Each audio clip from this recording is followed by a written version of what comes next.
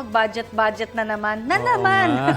Kaya pa ba natin? Kasi yung ating mga binabudgetan dati, Oo.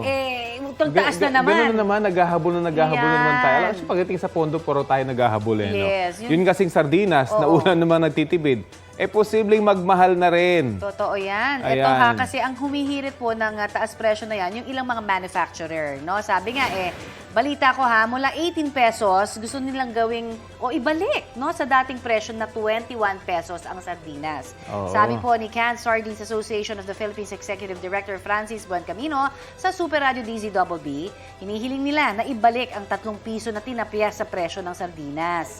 Noong Enero raw kasi ay nagpatupad ang gobyerno ng price freeze dahil sa masamang panahon. Ibis na price freeze, binawasan ang presyo ng sardinas. Ilang beses na rin daw silang sumulat sa DTI noong Hulyo hanggang Agosto. Sabi rin ng grupo, apektado sila ng taas presyo sa mga produktong petrolyo at nanganganib na malugi.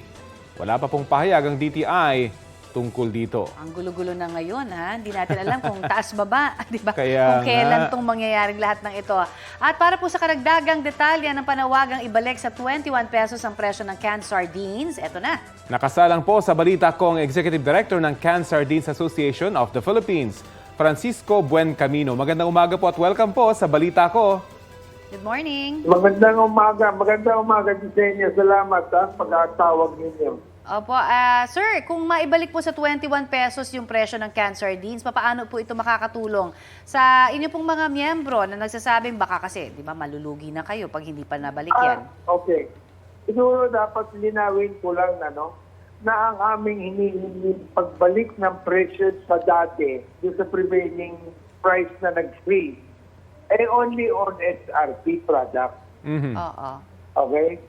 Yung hinihingi namin ibalik sa dating SRP, hindi i-roll back. Pero hindi naman monitored in the rest of our production of canned sardines. For example, may mga brands na hindi SRP. Yan ang pwedeng tumaas. Ang pinababalik lang namin presyo, yung dating SRP. Okay. At Okay? opo, So, hindi kalaatan yan. okay. Parang, yung inyong mga sinamarize na observations ninyo, findings ninyo, tama lahat yung sinabi ninyo. Kayong dalawa ni Mr. Tima, Opo. Connie and Rafi. opo, okay. Okay. Pero yun, paglilinaw lang, so may ilang mga brand lang ng sardinas, ganun po ba ang pupwedeng magtaas? Yes. Okay. The ones that are labeled at SRP product under the BNPC, basic necessities. Okay. Okay. Nakakausap nyo na po ba ang DTI? premium, for example, ang premium product, hindi yan masasali sa freeze Opo. o sa SRP. Opo. So we can adjust as we think the market can bear, and we don't want to increase prices because apektado naman ang market din namin because the customers must be able to afford our product. Oo, Di kasi ba? baka rin naman kung masyado mataas, wala na rin bumili ng produkto, di ba? Hindi, yun na nga. That's Opo. why we're not going to be as silly as that. Di ba? Alright. Oh. Pero nakausap nyo na po ba ang DTI kung papayag po ba daw sila sa hiling na ito, sa SRP products? Hindi, ito nga noong September 31, nagtawag ng meeting si Secretary Pascual. Ang kanyang hinihiling, pag-aralan namin kung pwedeng huwag na mag-adjust ng kung ano man until December for the sake of the Christmas season. I see. So sabi namin, pag-aaralan namin yan, pero pwede bang pag-aralan din ninyo ano ang negosyo makakatagal doon sa 12 weeks continuing increase in fuel cost. And our basic cost of fish is coming from fuel. Now, tin can has increased also by a very whopping 40 or 50% because of the weakening of the peso against the dollar. Imported lahat ng tin foil. Di ba? Pangatlo, hindi pa natatapos itong lockdown.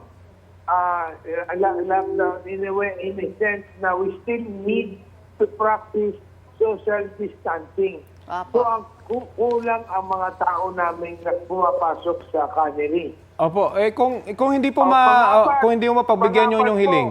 Oho. Wala, pang-apat pong rason, wala kaming mahuling isda dahil ang isda na sa Ayun. loob ng wala kaming mahuling isda dahil nasa loob ng municipal waters, bawal pumasok ang commercial vessels doon. Yes, okay. Alright. Ako, so yun. patong-patong na Sabi ko, problema na po pag-aralan talaga yan, naman ano? ninyo yung cost ingredients na yan. Hindi lang, kasi napakadali ng presyong i-control. Sabihin ninyo, please Oo. kayo lahat. Ayun, anyway. Madali solution. Pero paano naman kami? Opo. We have to also survive. Yes. So talagang patong-patong na yung mga problema. Sige po, ipa-follow po namin itong story nito habang ito'y kinakausap nyo yung DTI. Maraming salamat po sa inyo. Salamat din sa tawag niyo. Thank you. Salamat po, Can Sardines Association of the Philippines Executive Director Francisco Buencamino. Balita ko, may tututukan kayo tuwing 11 a.m. sa GTV. Alamin ang mahalagang balita at impormasyong dapat ninyong malaman sa Balita Ko tuwing Lunes hanggang Biyernes. Mag-subscribe din po sa GMA Integrated News sa YouTube. Sa mga kapuso naman abroad, maaari po kaming masubaybayan sa GMA Pinoy TV at www.gmanews.tv.